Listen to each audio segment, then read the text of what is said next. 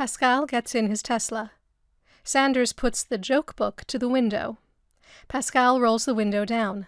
The joke book moves with it.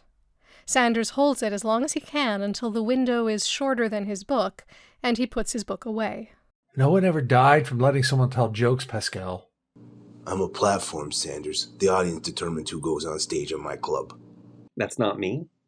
I want that spot, Pascal. If I go on before Lonnie, I'll make that crowd explode. I've done all I can for you. We're booked. I love you, kid, but this club is my baby.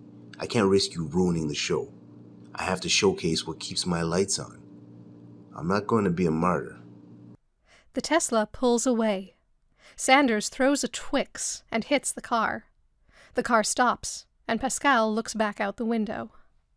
I'm sorry. I really didn't think I could hit you. Sanders? School night. I know. Interior, gun range, morning. Sanders has his back against a wall. In behind the wall are various targets. He wears safety glasses, a tactical vest, waiting to draw a firearm.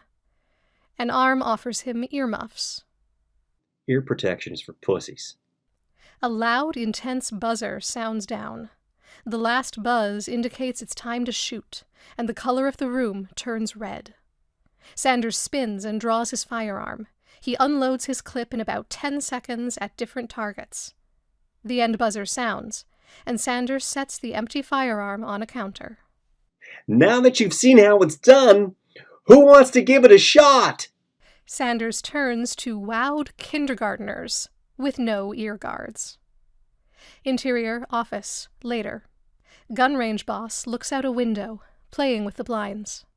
Your aim is way off on this one. Bullshit. Take a look at those groupings. Sanders holds up a target, showing precise marksmanship. Not your shooting, moron, your judgment. It's unfortunate you're exactly the type of employee we want here. Proficient shooter, willing to accept under the table below minimum wage.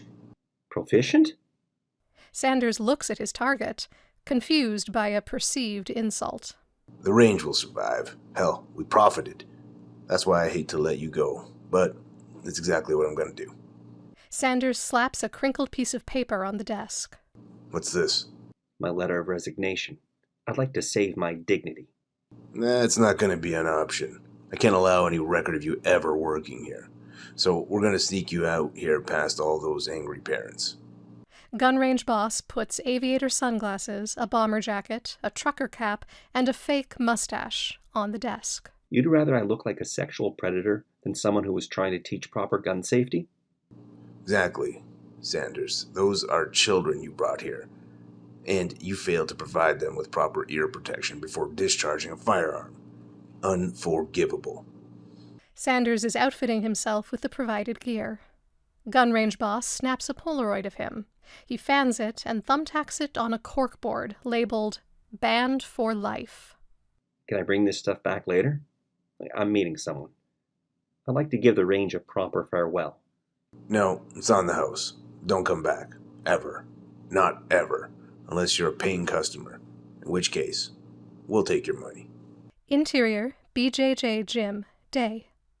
Sanders, still sporting a fake mustache, is in full gi warming up on the mat.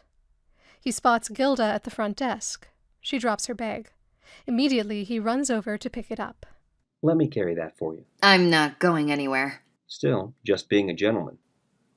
That's very noble of you, Sanders. I come to this gym every day, and never have you tried to carry my bag. What are the odds there is something you want from me? Sanders throws his arms out in disapproval of the accusation.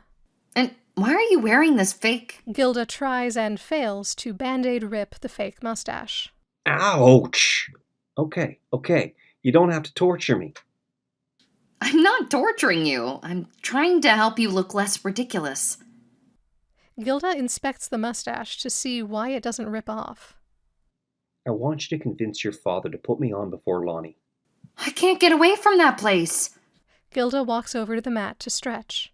Sanders follows. Lonnie Dinwiddie, pre-late night host, is why I got into comedy. This will be the reason I stay. Is comedy the only thing you all care about? So much for Gilda's time? Tell you what, If you can beat me inside a minute, I'll talk to Dad. But I'll destroy you. Gilda looks at him, stone-faced. She's ready to roll. 100 on the timer. They square off. The clock starts. Ready for the pain? I'm ready. Sanders grabs Gilda, immediately slamming her to the ground. Surprised, she starts to crawl away. Sanders takes her back. She swings her arms, trying to grab a hold of something. Sanders gets his arms under her neck, spinning them around so he is on his back and her back against his belly. He gets the hooks in and rear naked chokes her until she's out. Lying on the mat, Gilda wakes to Sanders checking on her. The rear naked choke is deadly. You didn't tap. I respect that. Sanders grabs her hand and pulls her to her feet. So you'll talk to Pascal? I will.